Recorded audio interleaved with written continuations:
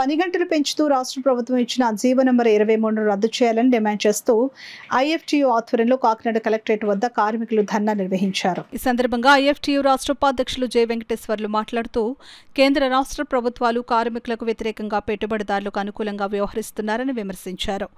రాష్ట్రంలోని చంద్రబాబు నాయుడు అధికారంలో ఉన్నప్పుడు ఒక విధంగానూ అధికారం కోల్పోతే మరో రకంగానూ ఉంటూ ఒడ్డు దాటే వరకు వాడమల్లయ్య, ఒడ్డు దాటాక బోడిమల్లయ్య చందంగా వ్యవహరిస్తున్నారని విమర్శించారు.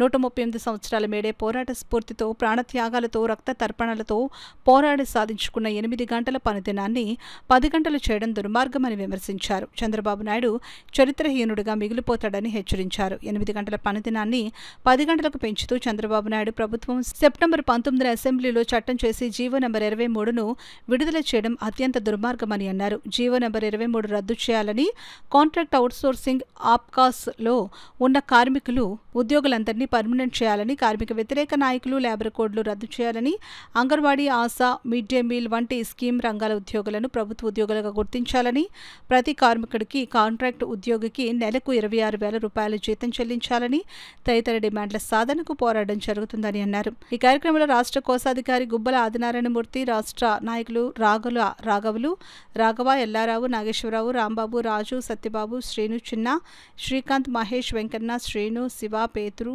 రాము, లావరాజు, యశోద, మంగ తదితరులు పాల్గొన్నారు. ఏదైతే 138 సంవత్సరాల క్రితం మేడే పోరాట స్ఫూర్తితో, రక్త తర్పణలతో, ప్రాణ తర్పణలతో కార్మిక వర్గం సాధించుకున్న 8 గంటల పనిదినాన్ని రద్దు చేస్తూ 10 గంటల పనిదినాన్ని సెప్టెంబర్ 19న అసెంబ్లీలో చట్టం చేసి జీవో తీసుకొచ్చాడు. దీన్ని మేము తీవ్రంగా వ్యతిరేకిస్తున్నాం. జీవో నెంబర్ 23 10 గంటలు పనిచే జీవోని రద్దు చేయాలని చెప్పేసి డిమాండ్ చేస్తున్నాం. 4 లేబర్ కోడ్లు రద్దు చేయాలని చెప్పేసి మేము డిమాండ్ చేస్తా ఉన్నాం. అంతేకాకుండా కాంట్రాక్ట్ అవుట్ సోర్సింగ్ కార్మికుల్ని రెగ్యులరైజ్ చేయాలి, ఆప్కాస్ని రద్దు చేసో దాన్ని కొనసాగించాలి. అంతేకాకుండా భవన నిర్మాణ రంగాన్ని బోర్డుని కంటిన్యూ చేయాలి. దాని బోర్డు నిధులను వాడుకున్న ప్రభుత్వాల తక్షణం వాటిని జమ చేయాలి. సంక్షేమ పథకాలు అమలు చేయాలి. ఆటో, మోటార్, హమాలీ రంగాలకు కూడా సంక్షేమ బోర్డులు ఏర్పాటు చేయాలని మేము డిమాండ్ చేస్తున్నాం. ప్రతి కార్మికుడికి నెలకి 26,000 రూపాయల జీతం చెల్లించాలని, ASHA, anganwadi, mid day meal ఉద్యోగుల్ని ప్రభుత్వ ఉద్యోగులుగా గుర్తించాలని తదితర డిమాండ్లతోటి మేము డిమాండ్ చేస్తున్నాం.